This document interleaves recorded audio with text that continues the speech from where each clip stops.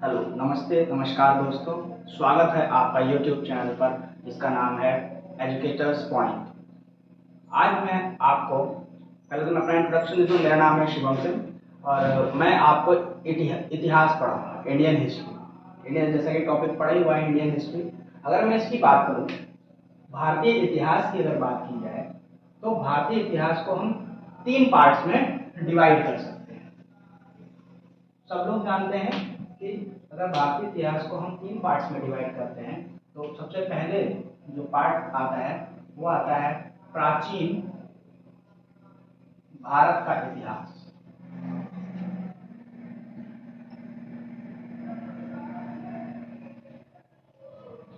और अगर हम दूसरे नंबर पर बात करें तो आता है मध्यकालीन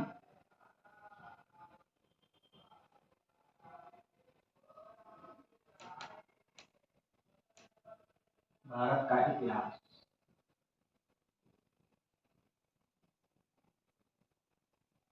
उसके बाद अगर हम बात करें तो आता है आधुनिक भारत का इतिहास या आधुनिक इतिहास।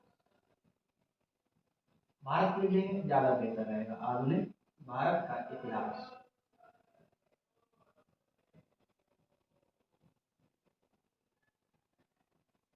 अगर हम बात करें तो आप लोग जानते ही होंगे कि प्राचीन भारत के इतिहास में हम लोग सभ्यताएं पढ़ते हैं, चंद्रगुप्त मौर्य और मगध साम्राज्य के बारे में पढ़ते हैं, जो सब आता है प्राचीन भारत के इतिहास में। और अगर उसके बात करें मध्यकालीन भारत का इतिहास, जिसको हम लोग मिडेवल हिस्ट्री भी बोलते हैं, इसमें हम लोग मोहम्मद बिन कासिम से लेके औरंगजेब तक पढ़ते हैं, जो कि इसमें हम लोग दिल्ली सल्तनत और दिल्ली सल्तनत के पहले से जो शासन कर रहे हैं लोग हैं उनके बारे में, जैसे लाइक मोहम्मद गौरी, और उसके बाद दिल्ली सल्तनत, मुगल साम्राज्य। उसके बाद अगर हम बात करें आधुनिक भारत के इतिहास की, जो आज हमारा मेन टॉपिक भी रहेगा आधुनिक भारत का, क्योंकि अगर देखा जाए तो पूरे पोर्शन में से मोस्ट इंपॉर्टेंट पोर्शन आपका आधुनिक भारत का इतिहास ही है। तो अगर आपको बताऊं तो हम लोग पढ़ेंगे इसके बारे में, आधुनिक भारत का इतिहास के बारे में। आधुनिक भारत के इतिहास की अगर बात की जाए तो इसको मैं आप लोगों को एक टाइमलाइन से समझाने की कोशिश करूंगा, जो कि स्टार्ट होता है 1498 से। क्योंकि आप लोग जानते ही हैं कि 1857 से अगर देखा जाए तो ठीक से हमारा आधुनिक भारत का इतिहास स्टार्ट होता है, मॉडर्न हिस्ट्री स्टार्ट होती है। बट कोई भी इतिहास का टाइम जब बदलना होता है वो ग्रेजुअल प्रोसेस होता है, बहुत स्लोली प्रोसेस होता है, जो टाइम टू टाइम ही चेंज होता है। अगर बात की जाए तो 1498 में जब वास्को डिगामा, एक जो पुर्तगाली थे, वो भारत आए थे। पहले पुर्तगाली थे जिन्होंने सी रास्ते की खोज की थी, समुद्री रास्ते की खोज की थी। और वो वास्को डिगामा पहली बार कलिकट के केरल में आए थे समुद्री रास्ते से, वास्को डिगामा। उसके बाद अगर बात की जाए तो सेकंड में आते हैं हमारे EIC, मीन्स 1600 में ईस्ट इंडिया कंपनी।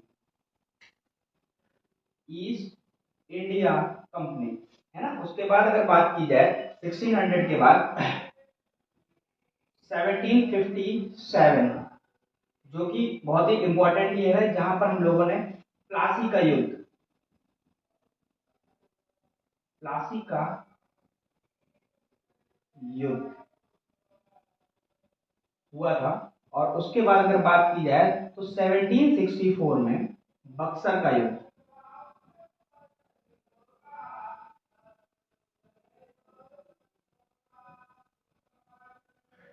और उसके आगे और बढ़ा जाए तो फिर 1857 आता है। और 1857 में हर किसी को मालूम है कि रिवॉल्यूशन हुआ था, रिवॉल्यूशन ऑफ रिवॉल्ट ऑफ 1857, मतलब 1857 की क्रांति, है ना। उसके बाद अगर बात की जाए तो फिर 1885 आया। और 1885 आने पर हम लोगों के यहाँ INC, means Indian national Congress की स्थापना हुई। अगर बात की जाए तो भारतीय राष्ट्रीय कांग्रेस की इस साल स्थापना हुई, है ना। और फिर 1947 आता है, जिस साल हमारा भारत देश आजाद होता है, भारतीय आजादी या स्वतंत्रता का साल है, ये सब आता है। तो अगर मैं आप लोगों को बताऊं जिस तरीके से भारतीय इतिहास की अगर बात की जाए तो प्राचीन भारत का इतिहास, मध्यकालीन भारत का इतिहास और आधुनिक भारत का इतिहास। अगर इसमें सबसे मेन इंपॉर्टेंट है हमारा मॉडर्न हिस्ट्री, आधुनिक भारत का इतिहास। उसी तरीके से अगर आपको मैं समझाऊं तो जो मॉडर्न हिस्ट्री है वो आपकी टू हाफ्स में डिवाइड होती है। फर्स्ट हाफ होता है आपका 1498 से लेकर 1857 तक, जो कि पूछा तो जाता है आपसे बट उतना डीप जाकर उसमें क्वेश्चंस नहीं बनते हैं, ऐसा नहीं है, मैं आपको ये भी पढ़ाऊंगा। लेकिन मेन जो आपका इंपॉर्टेंट है, मेन इंपॉर्टेंट रोल प्ले करता है एग्जामिनेशंस में, वो ये करता है सेकेंड हाफ, जो कि बहुत इंपॉर्टेंट है क्योंकि 1857 से ही हमारे इंडियन नेशनल मूवमेंट्स स्टार्ट हो गए थे। भारतीय राष्ट्रीय आंदोलन, जिनके बारे में हम लोग 1857 के बाद जितने भी आंदोलन हुए हैं, मूवमेंट्स हुए, उन सबको पढ़ेंगे। यही अगर इसकी बात की जाए तो ये मैं आपको सेकेंड पार्ट में, हालांकि फर्स्ट पार्ट है तो उसको हम सेकेंड पार्ट में पढ़ाएंगे और बहुत ही सिंपल में, क्योंकि अगर आपको ये चीज समझ में आ गई, ये पोर्शन समझ में आ गए तो इस पोर्शन को समझने में ज्यादा टाइम नहीं लगेगा। तो हम लोग आज स्टार्ट करेंगे यहां से, उसमें भी 1857 से नहीं, हम लोग 1885 से, जहां से राष्ट्रीय आंदोलन, भारतीय राष्ट्रीय आंदोलन स्टार्ट हुए हैं, वहां से हम लोग आपको आज पढ़ाएंगे।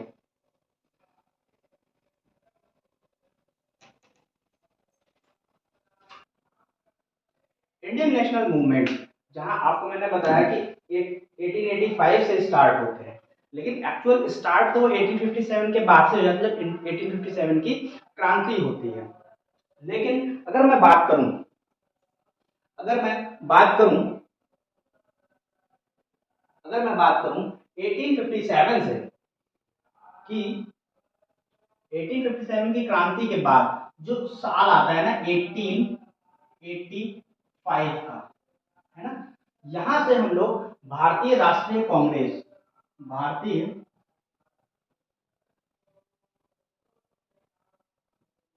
राष्ट्रीय कांग्रेस,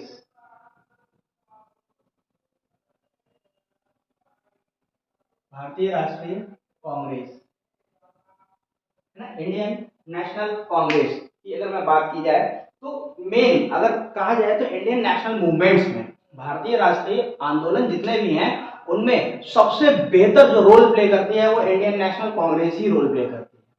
तो हम लोग इंडियन नेशनल मूवमेंट्स को भी अलग अलग पढ़ेंगे, लेकिन आज स्टार्टिंग हम लोग भारतीय राष्ट्रीय आंदोलन से करते हैं, सॉरी भारतीय राष्ट्रीय कांग्रेस से करते हैं। अगर मैं बात करूं भारतीय राष्ट्रीय कांग्रेस की, तो भारतीय राष्ट्रीय कांग्रेस की जो स्थापना है ना, ईयर वो 1885 है। और आप लोग जानते होंगे जो आज राहुल गांधी की पार्टी है राष्ट्रीय कांग्रेस, है ना, जो कांग्रेस जिसका निशान पंजे का है, वो यही पार्टी है ना। हालांकि महात्मा गांधी जी ने ये कहा था कि भारतीय राष्ट्रीय कांग्रेस को आजादी के बाद खत्म कर देंगे, लेकिन वो किसी कारणवश नहीं हो पाई, क्योंकि राजनीतिक महत्वाकांक्षा के चलते उस पार्टी को खत्म करना इम्पॉसिबल हो गया था उस टाइम, क्योंकि लोगों को मानना था कि जब इस पार्टी ने, इस दल ने हम लोगों को आजाद कराया है, इस दल की वजह से हम लोग आजाद हुए हैं, तो हम लोगों को आगे भी इस दल को कंटिन्यू करना चाहिए। इसलिए तो भारतीय राष्ट्रीय अगर कांग्रेस की हम बात करें तो भारतीय राष्ट्रीय कांग्रेस एक राजनीतिक दल था, राजनीतिक दल था, है ना, पॉलिटिकल पार्टी थी।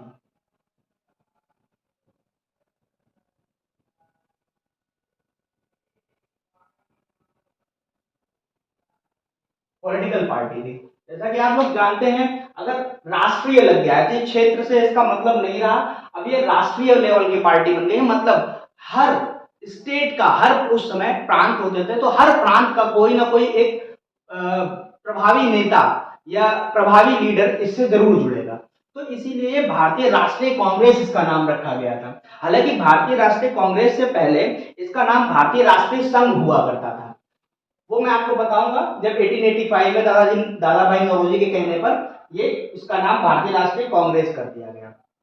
अगर मैं इसकी बात करूं तो इसके में हम लोग जो है भारतीय राष्ट्रीय कांग्रेस की अगर मैं बात करूं तो भारतीय राष्ट्रीय कांग्रेस में हम लोग जो चीजें हैं ना, जो टॉपिक्स हैं, वो हम क्या क्या पढ़ेंगे, Indian national Congress, INC, Indian national Congress. तो हम लोग इसमें सबसे पहले पढ़ेंगे इसकी पृष्ठभूमि, है ना, इसकी हम लोग पढ़ेंगे पृष्ठभूमि।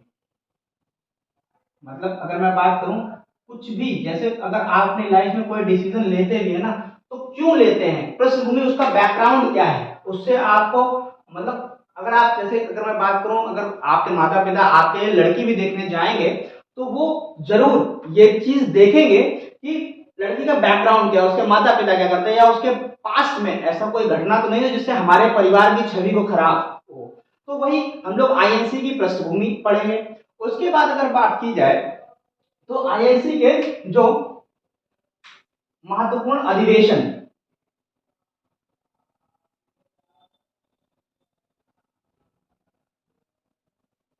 महत्वपूर्ण अधिवेशन, जो सेशंस हुए थे कांग्रेस के हर साल, उनके बारे में पढ़ेंगे। और हम लोग कांग्रेस के जो महत्वपूर्ण नेता थे, महत्वपूर्ण नेता, उनको पढ़ेंगे। और अगर मैं और बात करूं तो हम इस कांग्रेस के जो कथन कहे गए हैं, कांग्रेस के टाइम पर जो कथन कहे गए, जैसे डफरिन के द्वारा कहा गया है, ऊपरलैंड के द्वारा कहे गए हैं, दादा भाई नौरोजी के द्वारा कहे गए, कई लोगों के द्वारा जो कथन है, इंपॉर्टेंट जो कथन होते थे, महत्वपूर्ण कथन, उनके बारे में डिस्कस करेंगे।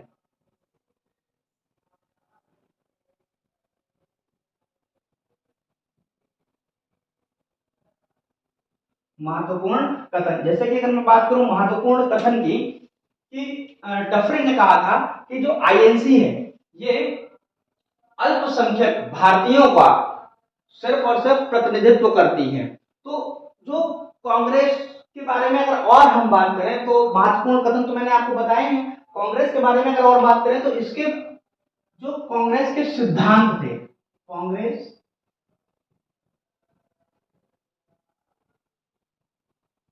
गठन के सिद्धांत गोपाल कृष्ण गोखले के द्वारा दिया गया है, महात्मा गांधी के द्वारा दिया गया है, और भी कई प्रभावी नेता हैं उनके द्वारा ये कथन दिए गए हैं। और अगर मैं बात करूं कांग्रेस के अधिवेशन हो गए, महत्वपूर्ण पुस्तकें, महत्वपूर्ण पुस्तकें,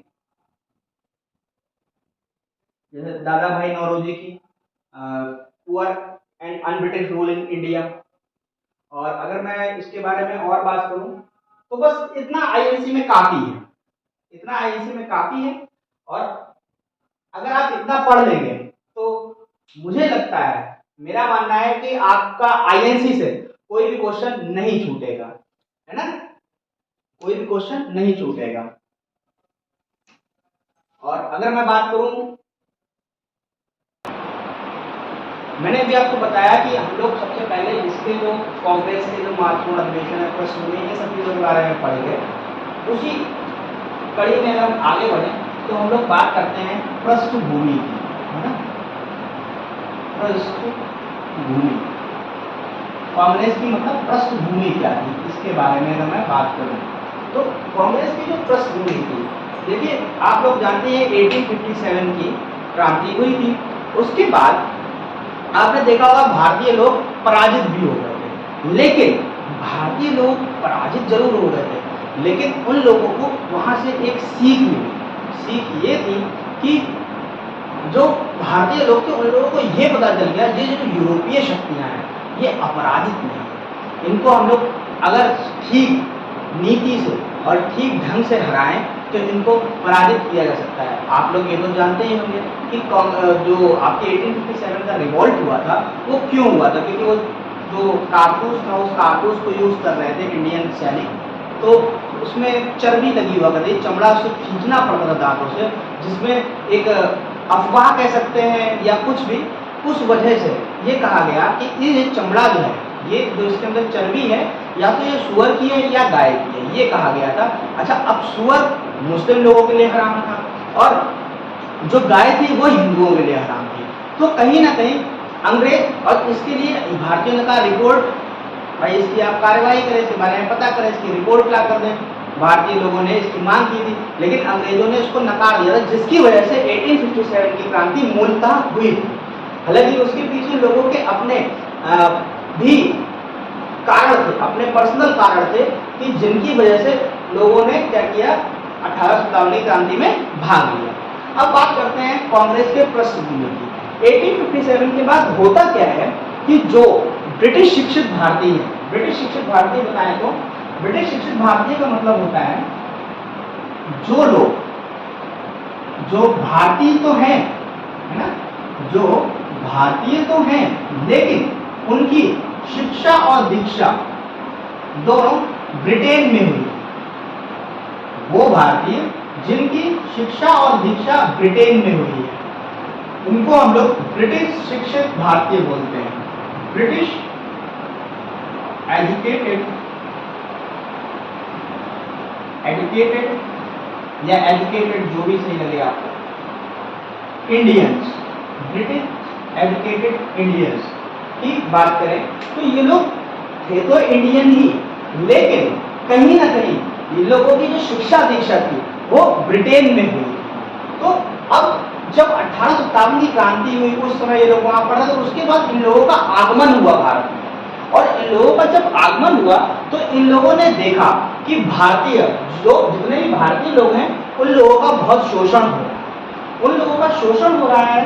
तो इन लोगों को एक मौका मिला, क्योंकि आप लोग जानते हैं गुलामी बहुत खराब शब्द है, किसी की भी गुलामी नहीं, कोई भी नहीं सह सकता। तो ब्रिटिश एजुकेटेड इंडियंस से जब इनका आगमन हुआ 1857 की क्रांति के बाद भारत में, लोगों ने अपने शिक्षक, ये लोग वहां जाते थे, डॉक्टर्स बनते थे, अधिवक्ता बनते थे, इंजीनियर्स बनते थे, अच्छे अच्छे पोस्ट पे जाते थे। तो ये लोग जब बनते थे वहां पर, उसके बाद कई लोग भारत भी रहते थे। तो जो भारत है, उन्होंने देखा कि जितने भी भारतीय हैं उन लोगों के ऊपर बहुत शोषण हो रहा है, उन लोगों की भावनाओं को दबाया जा रहा है, उन लोगों को अगर देखा जाए तो सरकारी नौकरी में होने के बावजूद भी उन लोगों को वो सम्मान नहीं मिल पा रहा है जो कि ब्रिटिशर्स को मिल रहा है। तो कहीं ना कहीं ये शोषण हुआ है ना, ये शोषण हुआ। तो सीधी सी बात है, ब्रिटिश एजुकेट, इन लोगों को ये बात और ज्यादा खल रही थी, और ज्यादा खराब लग रही थी, क्योंकि ब्रिटेन वो देश था जो उस समय आजाद हुआ करता था। उस समय हालांकि देखा जाए तो अमेरिका जैसे देश भी कहीं ना कहीं गुलाम थे, और किसके थे, ब्रिटेन के ही थे। तो जब ये लोग भारत आए, इन लोगों ने देखा कि हम लोग ब्रिटेन में तो बहुत अच्छे से हम लोग स्वतंत्र भी थे, क्योंकि ये लोग स्वतंत्रता की जो कीमत थी ना वो जानते थे, ये लोग स्वतंत्रता की कीमत को जानते थे।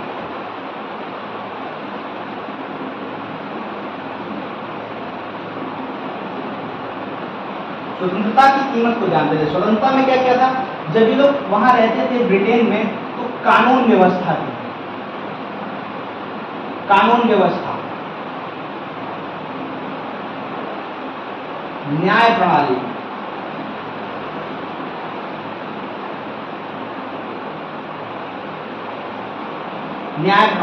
और स्वास्थ्य के लिए अच्छे अच्छे वहां हॉस्पिटल्स थे जिसमें ये लोग अपना इलाज करा सकते थे। और अगर बात की जाए तो इन लोगों के पास बोलने का अधिकार था, बोलने का अधिकार,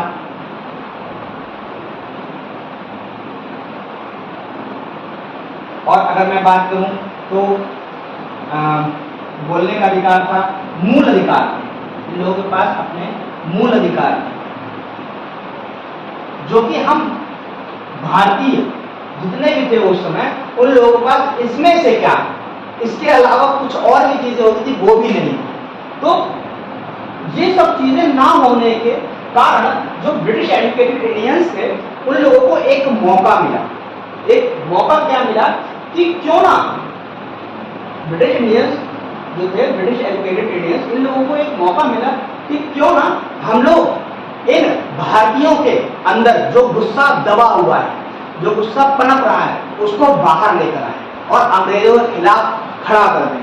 अंग्रेजों के खिलाफ जब खड़ा कर देंगे और जब ये लोग पूरी ताकत से सड़कों पर उतरेंगे और अंग्रेजी हुकूमत के खिलाफ नारा बुलंद करेंगे, तो कहीं ना कहीं अंग्रेजी हुकूमत की जो दीवारें हैं वो गिर जाएंगी और अंग्रेजों को भारत देश छोड़कर जाना पड़ेगा।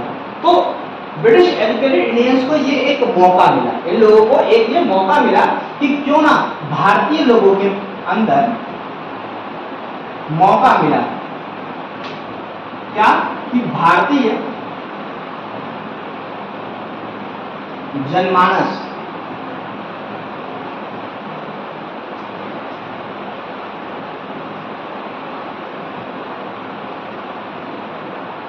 अंदर दबे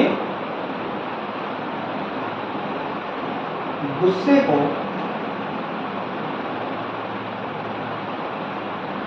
बाहर ब्रिटिश शासन के विरुद्ध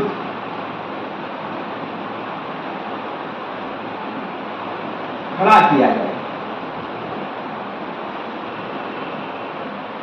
खड़ा किया जाए और अपने देश वासियों को, अपने देशवासियों को इनसे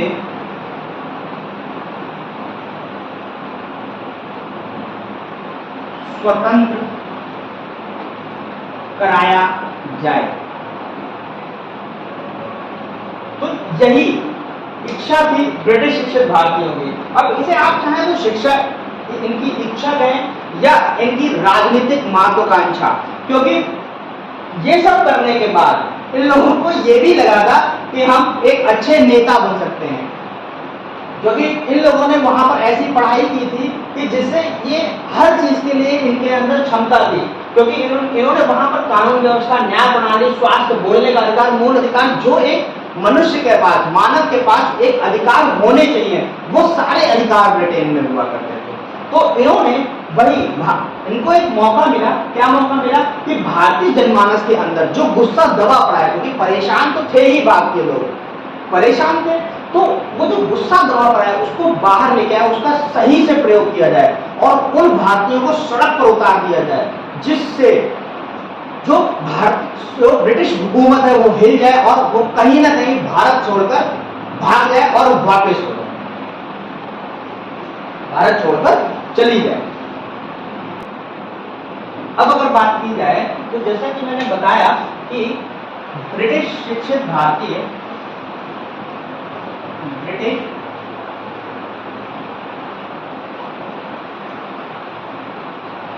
शिक्षित भारतीय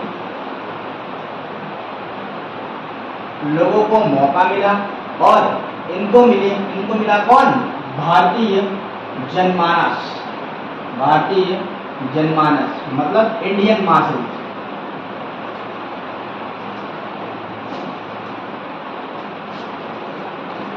भारतीय जनमानस।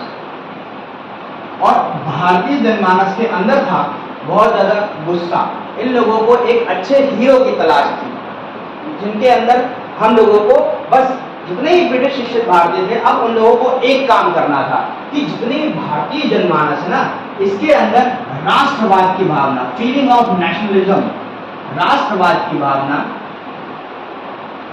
को जगाना था। और वही भावना जो थी इन लोगों को आजादी की ओर ले जाती, लेकिन राष्ट्रवाद की भावना जब जागती तो वहीं से जन्म होता है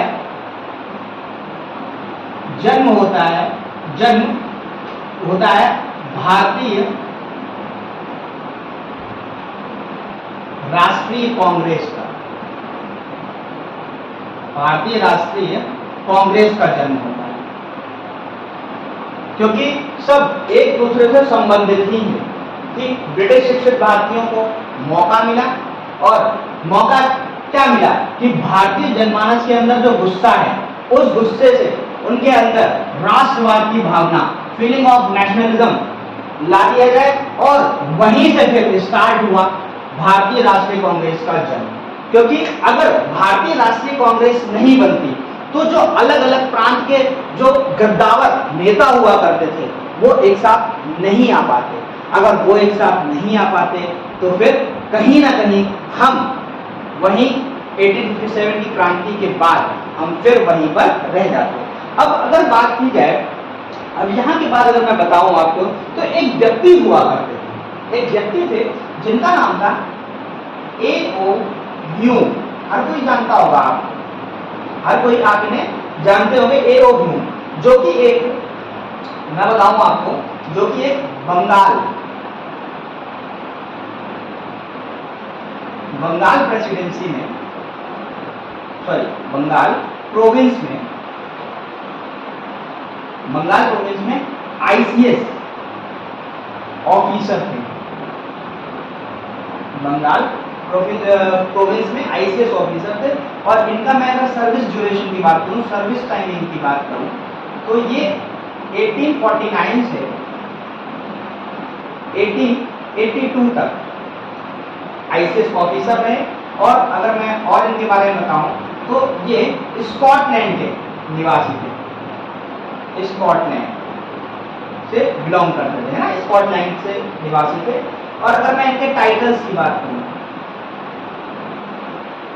जो कि आप लोग जानते होंगे, जिनके टाइटल्स थे वो थे, number 1 hermit of Shimla, Shimla का संत, इन्हें हम लोग हर्मिट ऑफ शिमला के नाम से भी जानते हैं। अगर मैं बात करूं तो इनको भारत में पक्षी विज्ञान का जनक कहा जाता है, पक्षी विज्ञान का जनक कहा जाता है। और अगर मैं आपको बताऊं तो इन्हें लोगों का दोस्त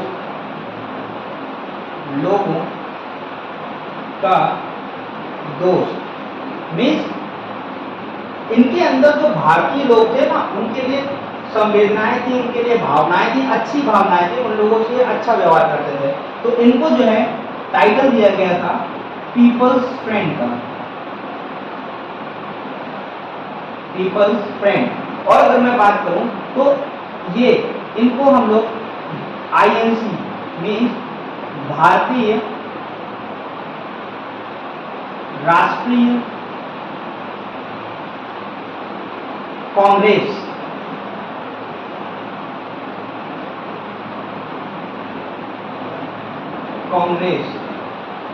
का जनक भी कहा जाता है। तो इतना इनके बारे में है। और इनका जो पूरा नाम था वो था Allan Octavian Hume, Allan Octavian Hume. मैं अगर बात करूं तो जैसा कि आप लोग ये जानते होंगे कि ये भारत का नक्शा है ना। अगर मैं बात करूं तो उस समय यहां पर कलकत्ता हुआ करता था। तो हर जगह से मैं अगर बात करूं तो उस समय भारत में 11 प्रांत हुआ करते थे, उस समय भारत में 11 प्रांत हुआ करते थे। अगर मैं बात करूं तो यहां पर बैठे हुआ करते थे लॉर्ड रिपन, जो उसमें वॉइसराय थे वो थे लॉर्ड रिपन।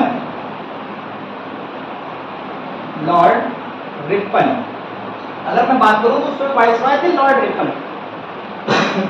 जब ये 1882 में A.O. ह्यूम था, 1882 में जब ये रिटायर हो गए थे तो इन्होंने लॉर्ड रिपन से मिले जाकर और लॉर्ड रिपन को समझाया और कहा कि देखिए, भारतीय राष्ट्रीय कांग्रेस की स्थापना हमको करना पड़ेगा। क्यों करना पड़ेगा? इन्होंने अपना कारण भी दिया। कारण ये दिया, हालांकि उन्होंने भारतीय राष्ट्रीय कांग्रेस उस समय नाम नहीं दिया था, इन्होंने कारण ये दिया कि ब्रिटिश शिक्षित भारतीय भारत में आ चुके हैं, ठीक है, और अलग अलग प्रांत की ये सारा उस समय जो ये सारा इलाका था वो भारत का ही था, ये सारा इलाका भारत का ही था। अगर मैं बात करूं तो उस समय अलग अलग प्रांतों से जो भारत के लोग हैं वो ब्रिटिश शिक्षित भारतीय जो है वो लोगों को तैयार कर रहे हैं, ब्रिटिश शिक्षित भारतीय जो है वो लोगों को तैयार कर रहे हैं। और जो 1857 की क्रांति हुई थी उससे कहीं ना कहीं ज्यादा और भयानक खतरनाक जो क्रांति हुई वो इस बार होगी। और हमको जो ब्रिटिश शिक्षित भारतीय हैं उनको अपनी तरफ मिलाना पड़ेगा, नहीं तो अगर इस बार क्रांति हुई तो हम लोगों को ये देश छोड़कर जाना पड़ेगा। तो कहीं ना कहीं लॉर्ड रिपन के दिमाग में ये बात आई। लेकिन लॉर्ड रिपन भी उसमें क्या कर सकते हैं, क्योंकि लॉर्ड रिपन जानते थे 1857 में क्रांति हुई थी जो कि काफी बड़े स्तर पे हुई थी, हालांकि उसका दमन हम लोगों ने कर दिया था, लेकिन वो अब अलग लेवल पे हुई क्योंकि ब्रिटिश शिक्षित भारतीय आ चुके हैं। और ब्रिटिश शिक्षित भारतीय जब आ चुके हैं, उन्होंने भारतीय जनमानस के अंदर राष्ट्रवाद की भावना डाल दी है, और राष्ट्रवाद की भावना मनुष्य को कुछ भी करने पर मजबूर कर देती है। तो ये बात लॉर्ड रिपन समझ चुके थे।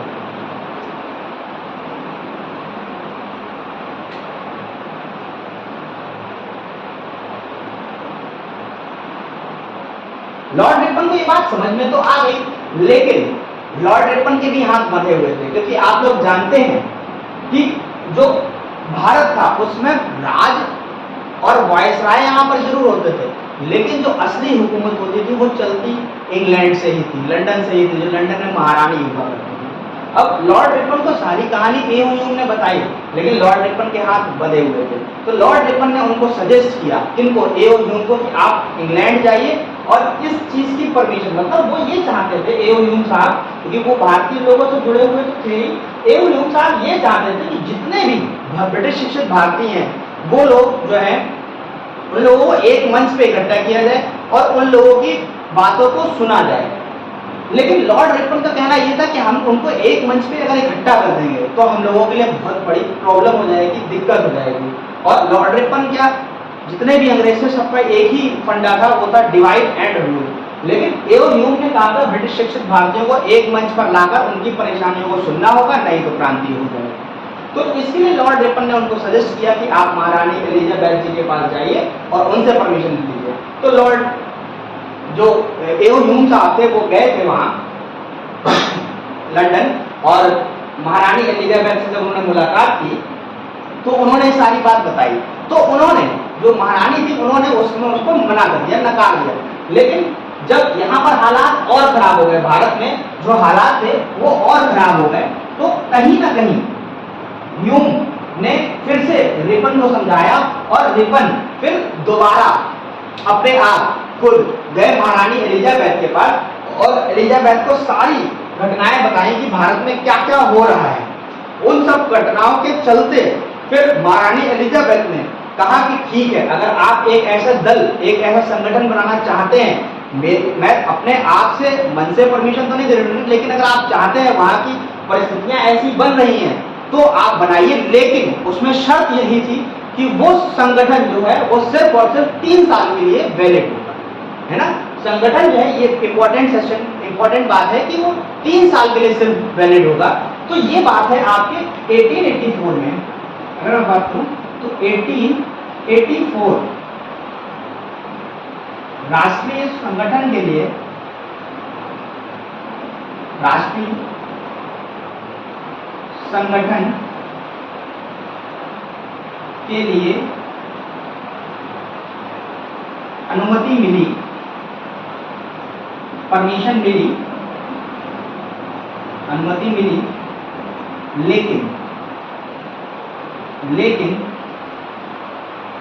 लेकिन सिर्फ और सिर्फ, लेकिन सिर्फ 3 वर्षों के लिए, सिर्फ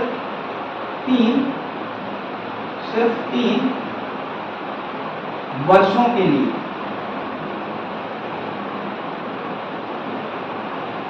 सिर्फ 3 वर्षों के लिए। तो जब ये बात हुई, तो जब 3 वर्षों के लिए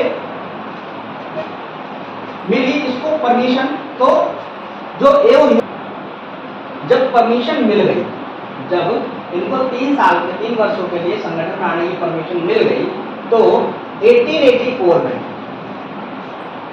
1884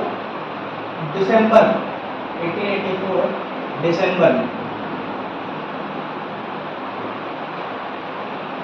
1884 दिसंबर में एओ ह्यूम ने हर एक प्रांत से, हर एक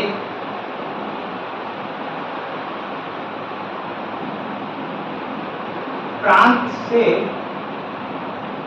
रिप्रेजेंटेटिव्स को बुलाया, या हर एक प्रांत से प्रतिनिधि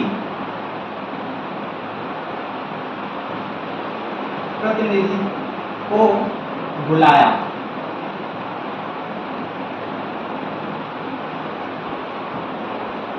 और टोटल अगर मैं बात करूं तो उस समय 11 प्रांतों से मिलाकर 27 रिप्रेजेंटेटिव्स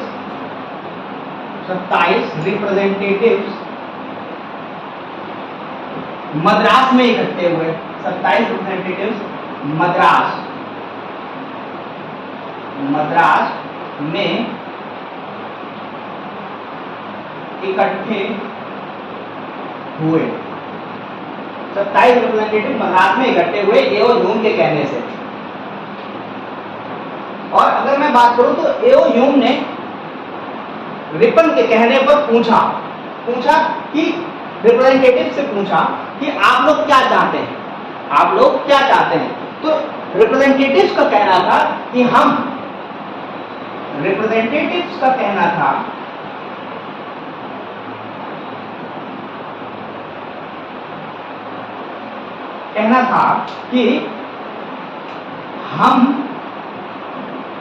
भारतीय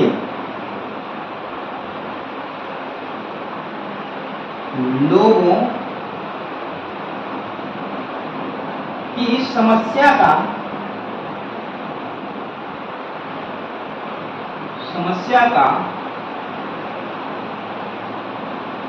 हल चाहते हैं या समाधान चाहते हैं।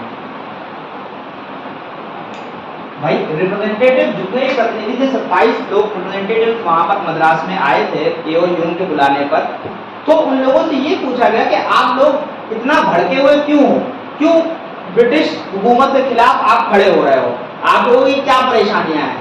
तो जब ये बात पूछी गई तो प्रतिनिधि लोगों ने ये कहा कि हम लोग सिर्फ और सिर्फ हम अपने भारतीय लोगों की समस्या का समाधान चाहते हैं, जो आप लोगों के शासन में हो रही उनको तकलीफ है, उस तकलीफ से हम उन्हें निजात दिलाना चाहते हैं। तो आज के लिए अगर मैं बात करूं तो आज के लिए इतना ही रखते हैं और फिर कल बाकी नेक्स्ट क्लास में मिलते हैं। और अगर आपको वीडियो अच्छी लगी हो तो प्लीज वीडियो को लाइक करें, चैनल को सब्सक्राइब करें और बेल आइकन को जरूर दबा दें। ओके।